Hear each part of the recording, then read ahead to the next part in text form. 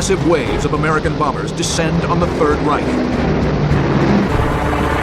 The Luftwaffe employs a shocking new tactic to turn back the tide, using their own airplanes to ram American bombers.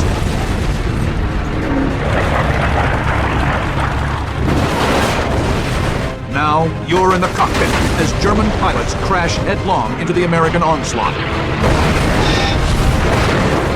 Experience the battle. Dissect the tactics. Relive the Luftwaffe's deadliest mission, next on Dogfights.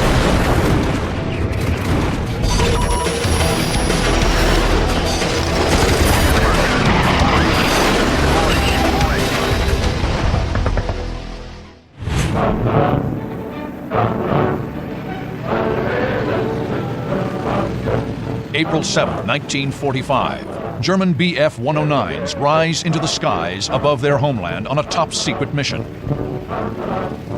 German martial music is broadcast from the ground, at times interrupted by a woman's voice. Hier sei die Verteidiger von dem deutschen Volk. Vergisst nicht die Frauen und Kinder, begraben in den Trümmern von Dresden. These are the men of a new fighter group, the Sonderkommando Elbe. Theirs is the most astonishing mission ever devised by the Luftwaffe, to ram their own aircraft into American bombers. To the west, the vanguard of a massive formation of 1,300 American bombers of the mighty 8th Air Force thunder into central Germany. The individual bomb groups that compose the bomber streams reach a predetermined initial point, or IP, then split off towards their own targets. As they do that, they're really tightening up their formations, and they know that they're going to be over the target within the next 10 to 15 minutes. One of these massive formations is led by the 389th Bomb Group, the Sky Scorpions, 31 consolidated B-24 Liberators, the most widely produced four-engine heavy bomber of World War II. Group Commander Colonel John Herboth is in the cockpit of the lead plane, the Palace of Dallas. No one aboard the gleaming Liberator can possibly imagine what is about to happen.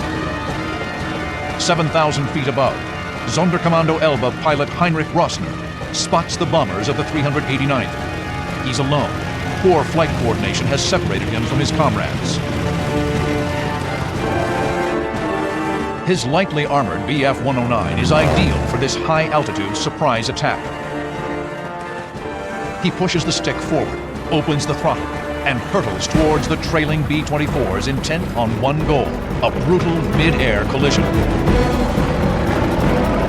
That must have been kind of a surprise to see this lone aircraft coming through and get close. Rossner yanks the stick back and pulls up out of his dive, but he overshoots his intended victim. Now, Rossner brazenly pulls into formation with the very Liberators he's bent on destroying. He meanders in and out of the formation, almost like a shark waiting to capture its prey. The American gunners are stunned. They can't fire on the German fighter as it wends its way through the valley of gleaming aluminum. Rossner's mind races. Somehow he must complete the mission. He'll swing outside the formation and position himself to do the unthinkable. Ram the lead B-24 directly in the cockpit. Rossner hopes he can knock the American out of the sky while surviving the violent impact. Rossner jams the stick left. In the cockpit of the Palace of Dallas, Herboth and pilot Bob Dallas sight the 109 as it banks back to the right, directly towards them.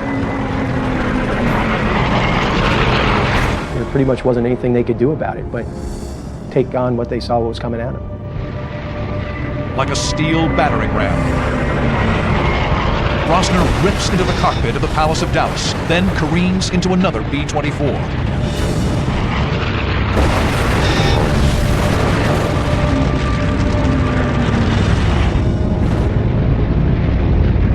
The moving mass of the 109's 6,000-pound airframe slices through the thin aluminum and steel framework of the bombers. Somehow he manages to bail out. He lands in his parachute and survives the whole ordeal. But the men on board the bombers are not so lucky. The pilots struggle desperately with the controls to keep their planes in the air. It is only the beginning of their ordeal at the hands of the Sonderkommando Elbe. The Sonderkommando Elbe was born of Germany's near-complete devastation wrought by the Allied strategic bombing offensive.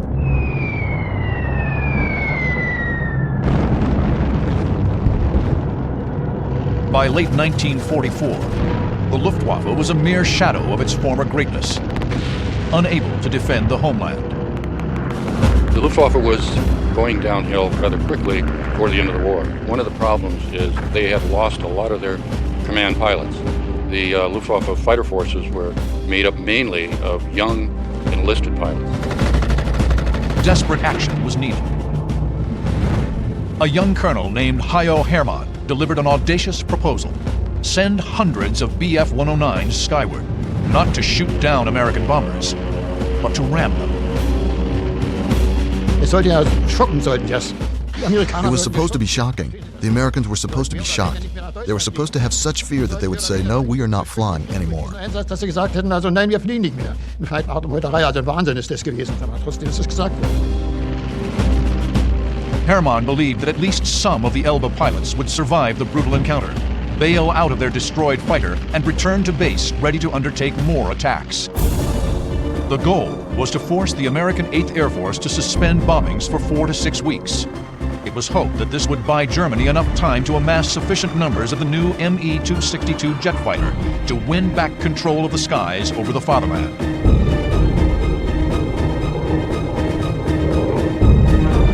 A call for volunteers was sent out on March 7, 1945. He asked for volunteers for a special mission with a 10% survival chance. Now, we were young, 19, 20, 21 years old. We never thought we'd die. So for us, that 10% meant a 90% survival chance.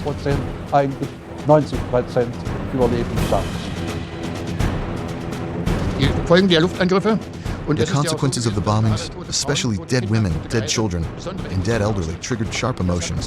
I thought I had to do something. Ansteigen lassen und ich habe mir gesagt, also hier musst du irgendwas tun, du bist Jagdflieger.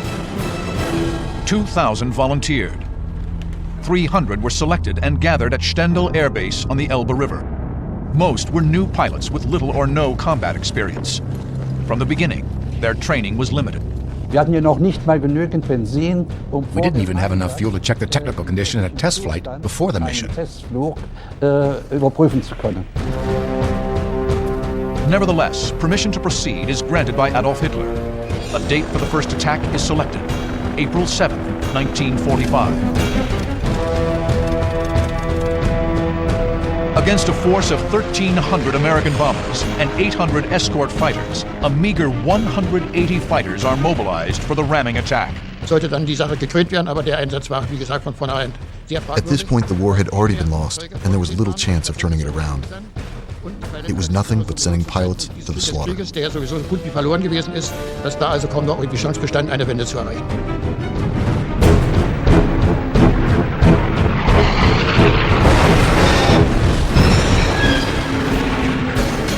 Now, Elbe pilot Heinrich Rossner has initiated the effort with staggering success, ramming the lead element of the 389th Bomb Group. The Palace of Dallas is shattered. The men in the nose section, including Group CO John Herbo, are dead. What's going on in these unpressurized B-24s is catastrophic noise and screaming and yelling and metal groaning and breaking and violence, total violence. Only 3 of the 11-man crew managed to escape the doomed airplane. In the deputy lead plane, pilot Walter Kunkel fights to survive. Immediately, the plane starts in a dive. First Lieutenant Kunkel is using rudder, yoke, anything he could possibly do to fly the airplane. The Liberator is unresponsive. It continues a slow outside loop. The airplane is nosing over, creating extensive negative Gs. They are up in their seats, they're out, they're reaching down for the yoke, As the airplane totally noses over, almost fully on its back, pulling negative Gs, huge motions now start breaking the airplane apart violently.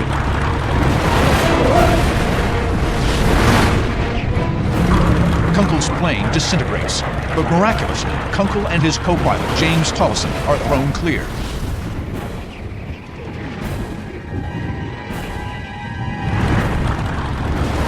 The rest of the group is shocked by what has occurred, but nevertheless continues the run-in from the IP. When an aircraft is shot down, it is not an orderly sight. The feeling is, there, but for the grace of God, go I, and it may still happen to me before this is all over. The group reforms. Perry Sessoms, lead of the High Right Squadron, assumes command. In spite of the loss, the 389th will deliver its bombs on target.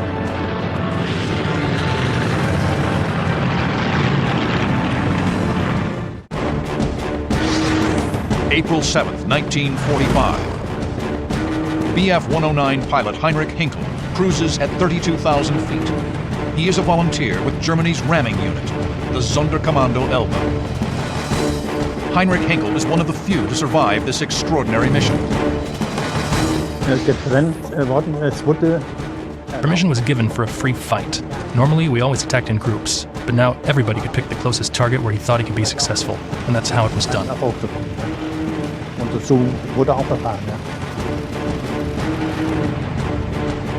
10,000 feet below him, he spots the bomber stream.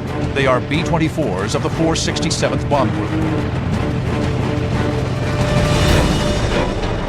Henkel pushes over into a dive. The vibrating cockpit and whine of the engine may be the last things he ever feels or hears. He picks a target, a B-24 Liberator called Sack Time.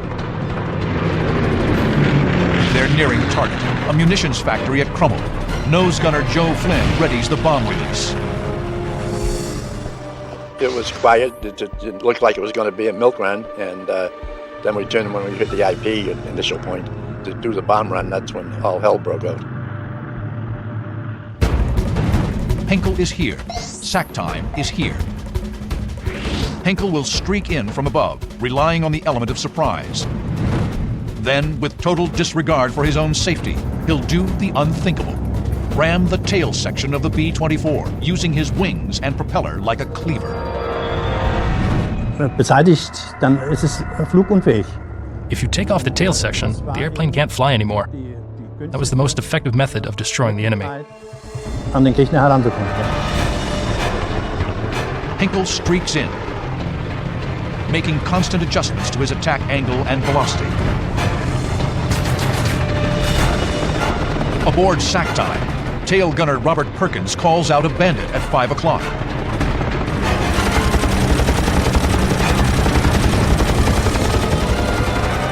My father said, though, he heard a change in his voice and suddenly began to shout into the interphone, "He won't turn away, he won't turn away." Heinrich Henkel closes in at over 400 miles per hour, ignoring the 50 caliber rounds hammering his aircraft. He's fixated on knocking the Liberator that looms before him out of the sky with one savage blow. The radical tactic of ramming had precedent in recent Luftwaffe operations. In 1944, a unit called the Sturmgruppen had embraced ramming, though only as a last resort. If they weren't able to shoot the bombers down by cannon fire, machine gun fire, they would ram the tail of the bomber and bail out. Their idea wasn't a kamikaze type suicide ramming, it was a ramming so the pilot could get out. The Sturmgruppen employed specially armed and armored Focke-Wulf 190. But the hundreds of pounds of extra weight rendered them extremely vulnerable to more nimble U.S. fighters. This figured importantly in Hajo Hermann's approach with the Sonderkommando Elbe. Hermann opted for a completely different and much more dangerous tactic. He selected very lightly armored Messerschmitt Bf-109s. The stripped-down 109s could climb much higher than American fighters and then dive on the bomber formations unimpeded.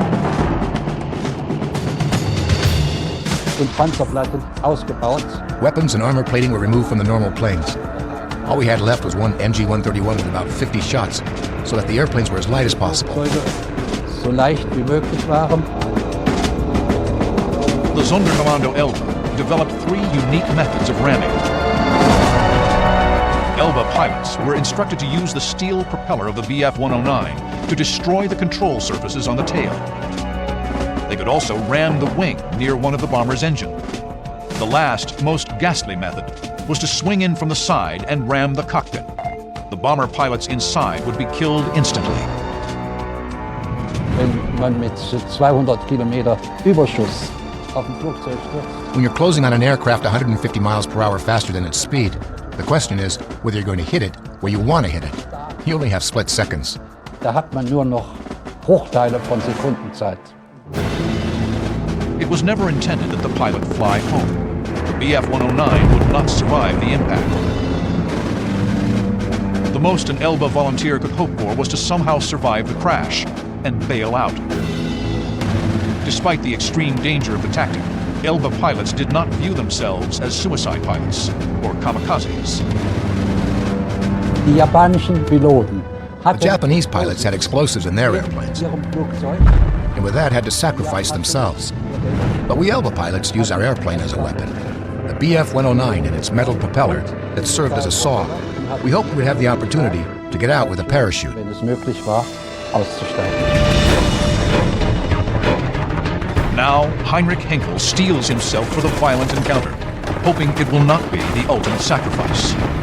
Ich habe bestimmt etliche Treffer in der Maschine, aber My fighter was hit repeatedly, but I wasn't hurt at all. So I could still ram the enemy's tail section with my wings. dann mit meinen Tragflächen beseitigen oder rammen. Ja. Just before impact, Henkel catches a glimpse of tail gunner Robert Perkins. Ja, gut, saß dann. He was sitting there and lifted his hands in terror when he realized that I was coming closer. I probably would have done the same thing. Aber ich wollte das nicht ausdrücklich hier. Henkel makes a final adjustment, aiming his right wing at the vertical stabilizer.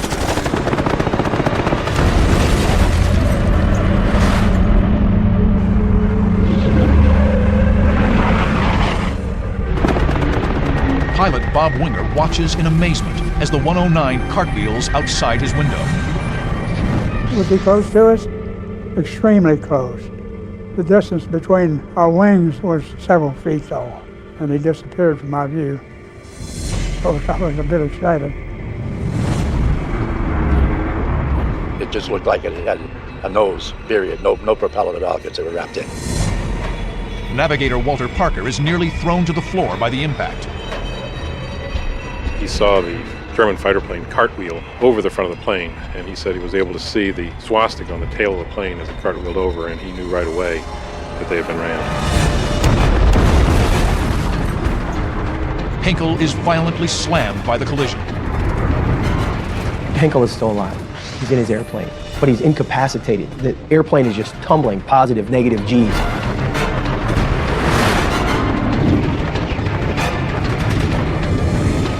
He struggles to release his seat harness and manages to throw open the canopy as the 109's wings are ripped off. The force ejects Henkel from the cockpit moments before the plane explodes.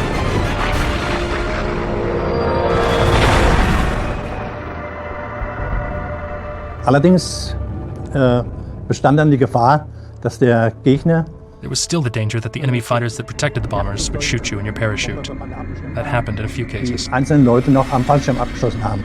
Haben sie auch zum Teil gemacht. Henkel plays dead, tumbling from 20,000 to under 4,000 feet. He pulls the ripcord on his parachute. Incredibly, he survived his ramming attack on the American. Ja, beim Aufsprung hatte ich hier. When I hit the ground, I suffered a few wounds. I was pulled through some bushes by the parachute. When you do these things for the first time, you don't know what you're doing. But I wasn't really hurt, just a few scratches. Keine Verletzung. Bis auf ein paar Hautabschnitte. But Sacktime's ordeal has just begun. As the Liberator shudders on impact, the left wing drops violently. Winger fights the controls. Nothing has prepared him to fly an aircraft that's been hit by a 6,000-pound battering ram. He has only seconds to recover, or Sacktime will be ripped apart.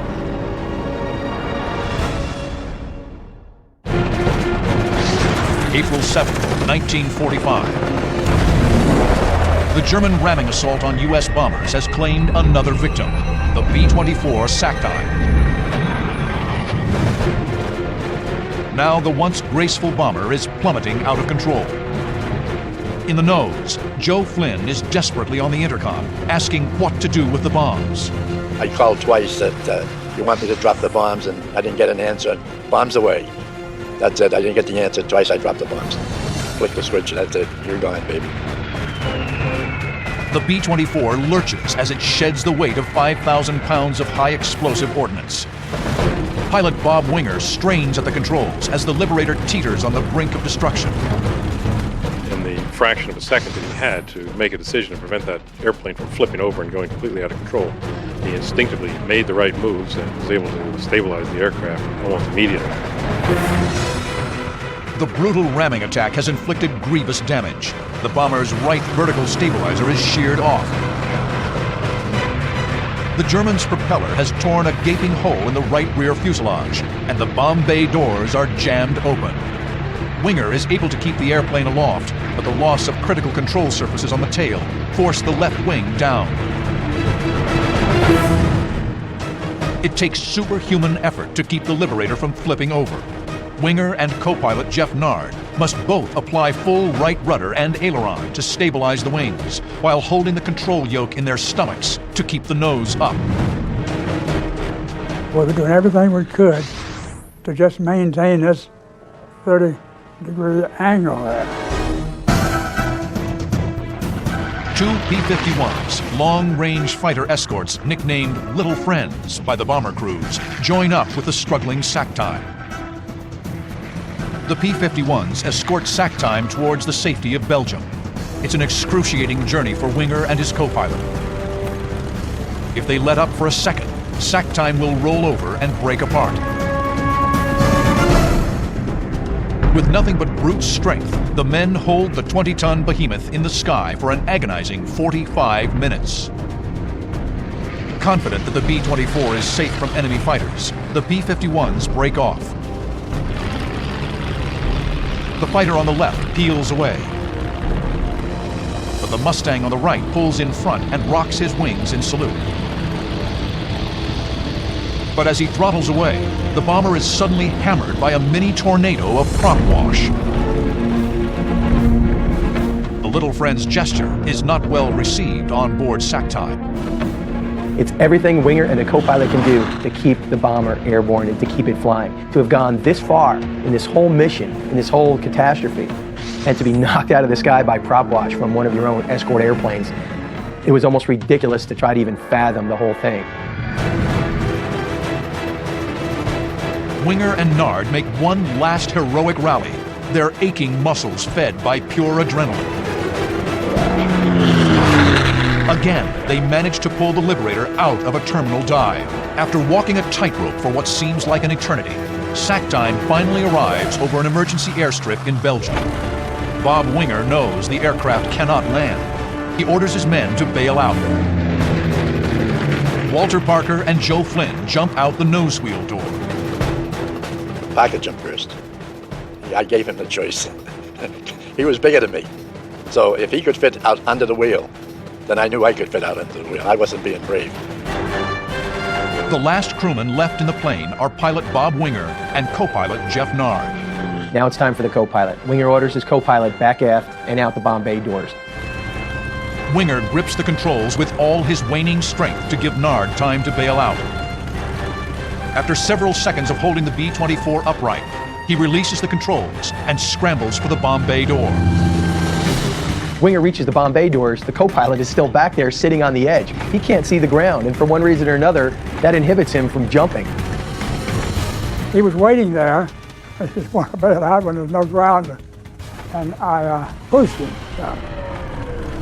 Winger quickly follows Nard out the bomb bay doors. Sackheim staggers skywards. Then the G-forces wrench off its battered tail section. Walter Parker watches in amazement as the tailless bomber plummets. It began to spiral down within the same area that the crew had just bailed out into. And my father said that it passed probably within 50 to 100 yards of him and Joe Flynn, the nose gunner. Propellers still churning. What's left of sack time hits the ground and explodes. In eerie silence, the crew drifts down towards the countryside. Incredibly, all 9 crewmen survived the savage ramming attack delivered by the Sonderkommando Elbe. The massive German ramming campaign continues over central Germany. B-17 flying fortresses of the 3rd Air Division drone deeper into hostile skies, unaware of the brutal welcome in store for them.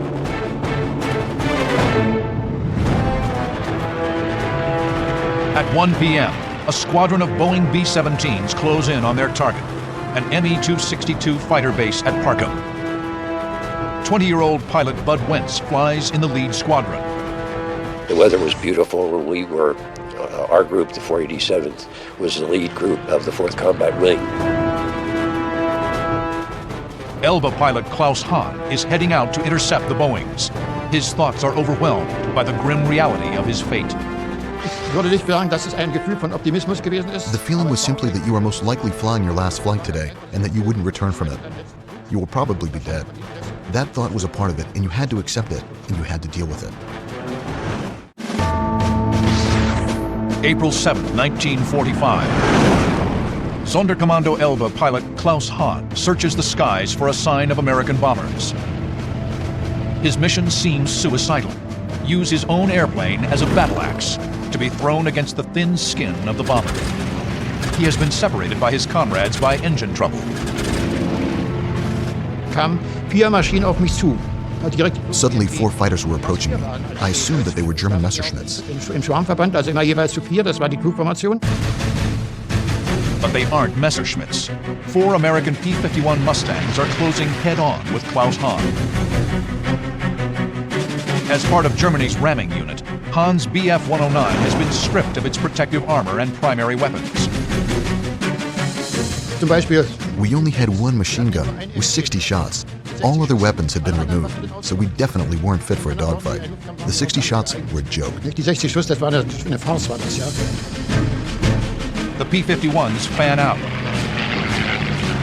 They'll approach the single Bf-109 from 4 different angles. Hahn is a sitting duck.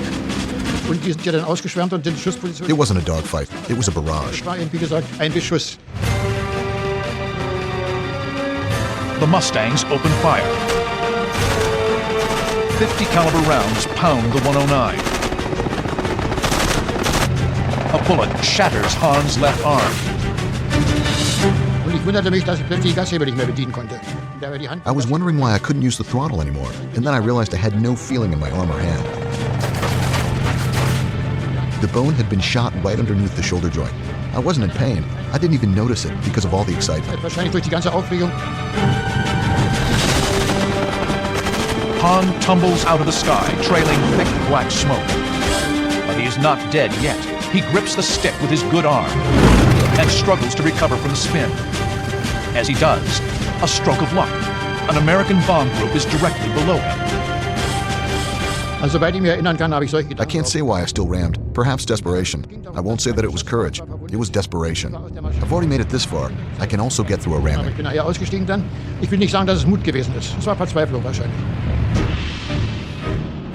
8,000 feet below Hahn, B-17 flying fortresses of the 487th Bomb Group are unaware that they've been targeted. 20-year-old pilot Bud Wentz is among them. We were the lead squadron in the lead group, so there's nothing in front of us except open air. And the planes were on each side of us, and when the formation was tight, they were about 10 to 12, 14 feet apart. Bud Wentz is here, in the middle of the bomber box. Klaus Hahn is here, diving at over 450 miles per hour on his target. Ignoring the blood and pain from his mangled arm, Klaus Hahn pulls out of his dive behind the formation. He adjusts slightly, fixated on completing his mission, flying his airplane into the tail section of the B-17. Es hieß uns, es war vorgegeben nach Möglichkeit, den Bomber an der sogenannten Sollbruchstelle zu treffen. They instructed us to hit the bomber in the weakest part of the fuselage. An der ein Flugzeug, wenn es irgendwie notlandet oder sonst irgendetwas. A bomber's airframe was weakest at a point behind the wings, but forward of the ball turret. If rammed in this section, the aircraft would almost certainly break in half. Klaus Hahn unhooks his harness and rolls the ME-109 inverted. He hopes to fall out of the 109 before impact. He suppresses the urge to turn away. Ich hätte das Kabinendach allerdings abwerfen müssen dann vorher. The canopy was still on. I don't know how it came off. It's beyond my knowledge. It all happened more or less subconsciously. Dazu war das alles mehr oder weniger zu, wie soll man sagen, sensationell.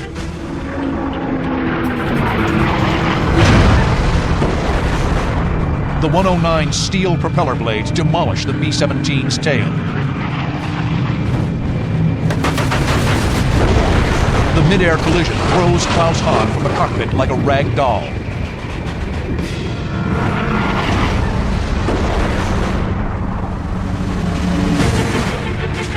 The wrecked fighter tumbles, its left wing gone, still lodged in the tail section of the B-17.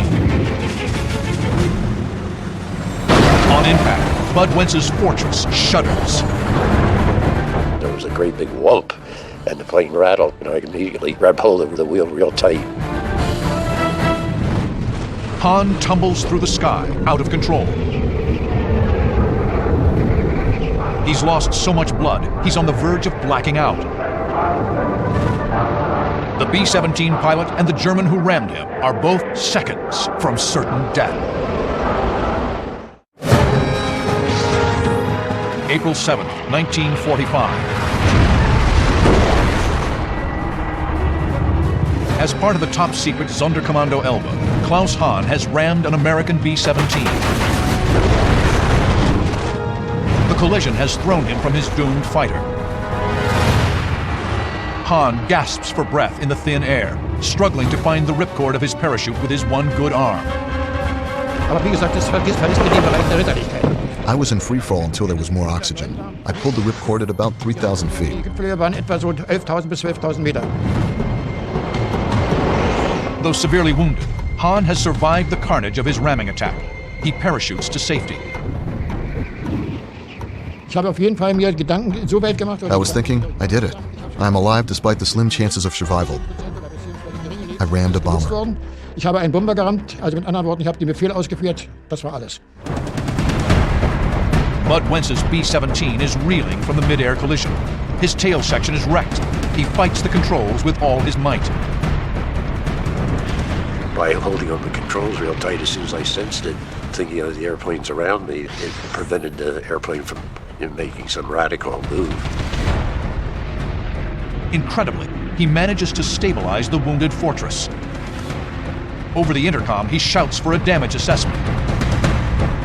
They looked out the back from the top and side turret and said pieces were flying off the tail of the airplane. The rudder and elevators are destroyed. In the cockpit, the rudder pedals and pitch controls are useless. I was afraid if I used the ailerons on the main wings, that if I did too much of that, the plane could flip over because there were no stabilizers, and I didn't want to be upside down in a B-17. Wentz throttles his engines up and begins pulling out ahead of the formation. If he does go down, he won't take another Fortress with him.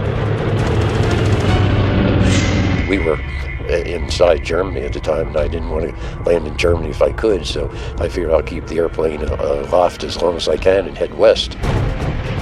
With such extreme damage to the tail, he must find other means of maneuvering the bomber. If you want to make a left turn, you'd pull the throttle down on the outermost engine. When that engine goes dead, the plane tends to turn that way. So you make a skidding turn. They're not very sharp. You don't bank. They were awfully big turns. By carefully adjusting the throttles, Wentz manages to turn his wounded bomber westward. Tail section still shedding debris. So we went for perhaps 20 minutes. And when I'm there's a single runway with trees all around it, and I don't see any airplanes on it, but I'm sure it's a runway. Displaying remarkable airmanship, Bud Wentz manages to nurse his wounded B-17 into final approach and lands at the airfield. And then a couple soldiers came running out of one of the buildings, and thank God they were American soldiers. And it so happened infantry people came up and captured this little airfield. April 7th, 1945 was the only combat mission flown by the Sonderkommando Elbe. Results were disappointing. Of the 180 Elba pilots that went into combat that day, 60 returned to base with mechanical problems, and an estimated 47 were shot down by American fighters. Only a handful succeeded in ramming bombers. The Air Force really played this down and never wanted to admit that these were purposeful things. The 8th Air Force did not publish detailed reports of ramming incidents and attributed them to inexperienced or dead German pilots.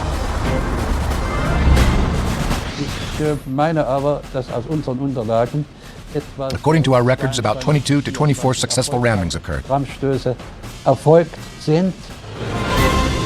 No matter the actual number, Sonderkommando Elba's objective of regaining control of German skies was not achieved.